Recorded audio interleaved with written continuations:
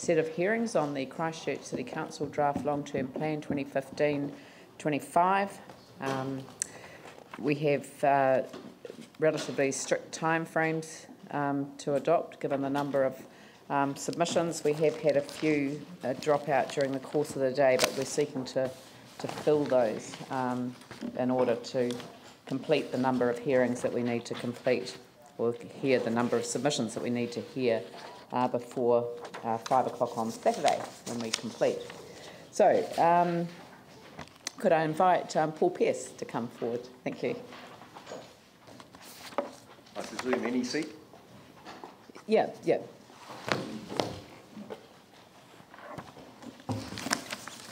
Hi, well, good day to you all.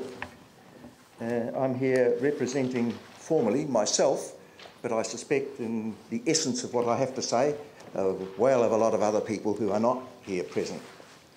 There will be other submissions about the value of our fundamental assets that I think morally are the responsibility of the council representing the public. Matters of communication, power supply, infrastructural maintenance and repair, transport and the like. These are precisely the areas where there is a proposal to partially or fully sell. Now, those are fundamental assets, but there's one that overrides even them, in my view, and that is the little matter of democracy. This council is a representative of the public of Christchurch, and as such, it needs to know that what it is representing is precisely what the public of Christchurch want. I suggest that that's not been done so far. When it was proposed that there be such a sale, there were some amongst you who were prevailed upon to sign a pledge that they would not be party to the sale of items that are of fundamental structural importance to citizens, and there are others who did not make that pledge. For those who did, then it would be dishonourable if they reneged on that. And to my knowledge, they've not done so. To those who did not, I put it to you that they have no moral right now to make a determination on the issue without consulting the public. And if the public are to be consulted, then it is surely a requirement that the public be fully informed. I suggest that they're not really. So there ought to be a full public disclosure, including assumptions, not just facts and figures that can be sucked out of the thumb of any accountant, if accountants will forgive me, but they know that that's true. But the public needs to be fully informed. There needs to be a campaign to inform the public.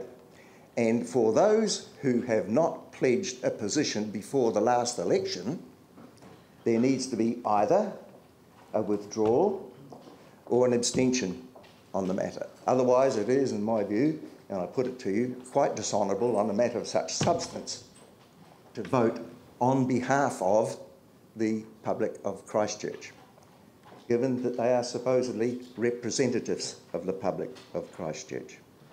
There are matters that need to be taken into account, which doubtless will be addressed by other submitters.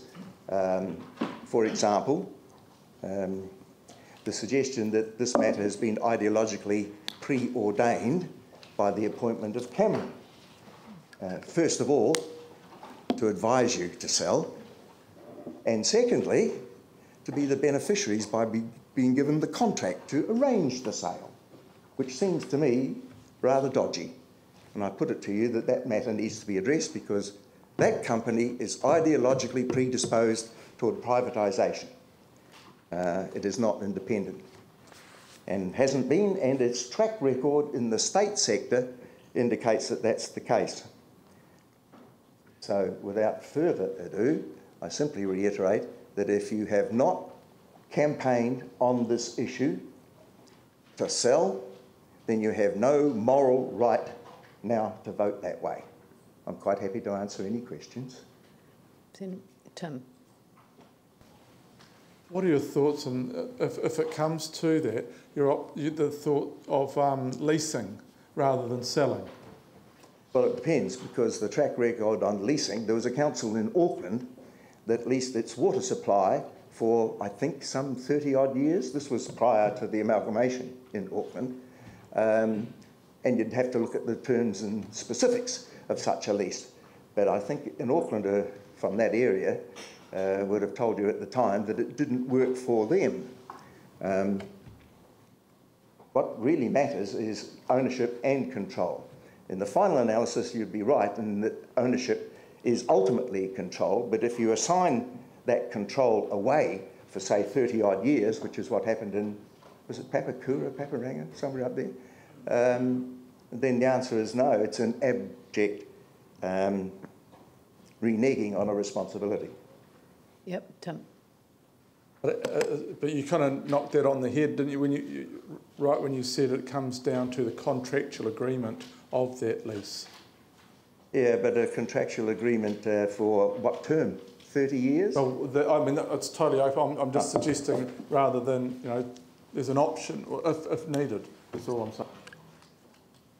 Well, you might think that, but I disagree. Okay, that's fine. Look, thank you very much for your time. No Much other appreciated. questions? All right, see you at the barricades. I think Steve Connor. Has Steve Connor arrived? No.